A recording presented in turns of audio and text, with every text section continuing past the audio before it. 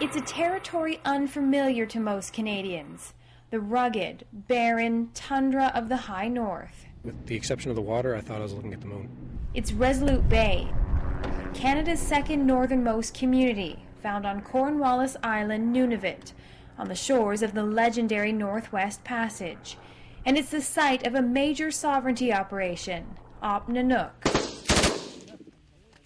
Nanook is the centerpiece of 3 sovereignty operations conducted every year in the north, part of Canada's northern strategy.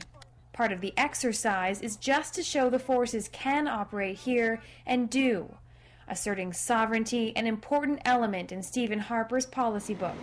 But we do that outside of Operation Nanook as well. We have aircraft patrolling up here, ships that are patrolling.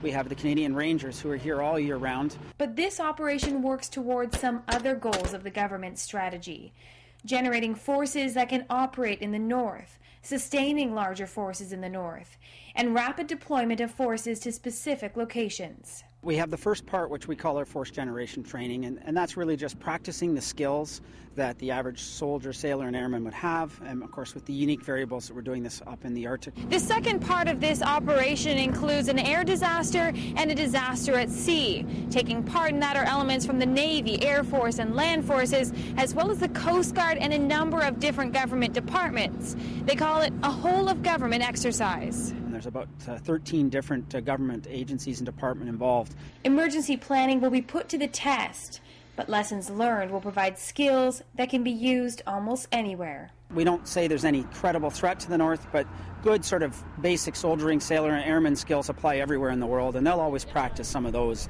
while they're up here. Coming up this week, we'll find out what it takes to set up and sustain a camp so far north, and we'll talk to those who keep an eye on the territories 365 days a year.